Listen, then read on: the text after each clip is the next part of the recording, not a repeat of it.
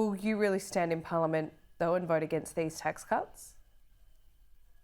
Look, we will go through our normal processes. We haven't seen the legislation yet. And let's not forget, Laura, that sometimes Labor's legislation is full of landmines. Think about the last lie that was told, which was we won't make any changes to superannuation. The superannuation legislation that they've brought forward was full of booby traps. So, of course, you'd forgive us if we say, let's wait until we see the details and understand this properly before we confirm a position. Yeah, in the meantime, however, my cost of living committee has called a snap hearing into these tax cuts because, let's face it, this is the biggest, apparently, cost of living solution that this government has been capable of coming up with. So let's unpack it a little bit further. Let's see that Treasury analysis and ask those questions about so have you requested the Treasury be inflationary? We have appear before the committee. Yes. Have they acquiesced to that demand? Yes.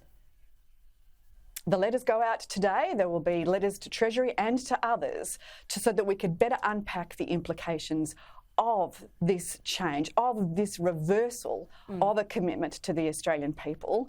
And we would hope that Labor, if they have nothing to hide, will participate fully in that hearing of the Senate Cost of Living Committee. What exactly do you want to ask Treasury?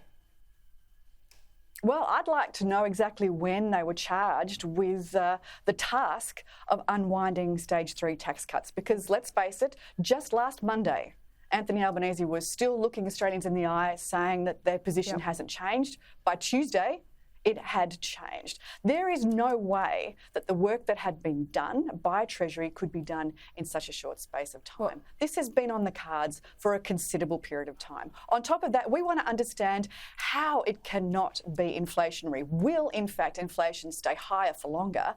And all Australians pay the price for this decision. Okay, can I put it to you that this is how the next couple of months are going to go?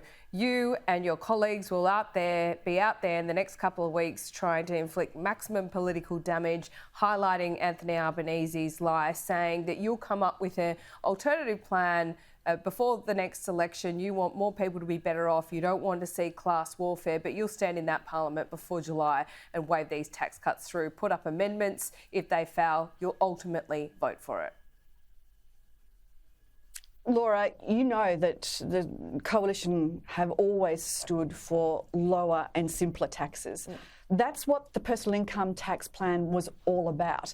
That's why stage 1 and stage 2 gave over $40 billion of tax relief to low and middle income earners. That's why we had the low middle income tax offset, the LMITO, which helped another 10 million Australians. Stage 3 was about simplifying the tax system, was about removing that 37% tax bracket, and about returning that pernicious bracket creep, which has sucked the aspiration out of working Australians. We need to address bracket creep in this country. Otherwise, we're going to see this sluggish economic growth, negative economic growth on a per capita basis, essentially, dead in the water productivity. And this government's decisions, its bad decisions, its lies, its wrong priorities and its broken promises are simply making the situation worse. All right, if you don't win Dunkley, will you change your tune?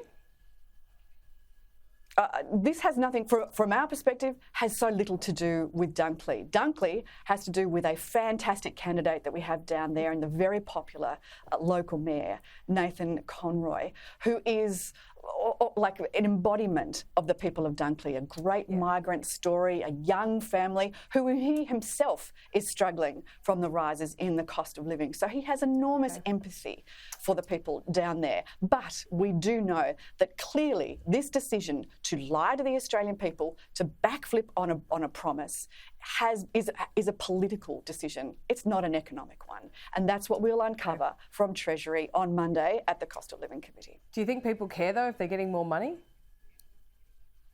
I think for $15 a week, they know that you can't buy integrity. Jane Hume, good to have you back. We'll see you soon. Great to be with you, Laura.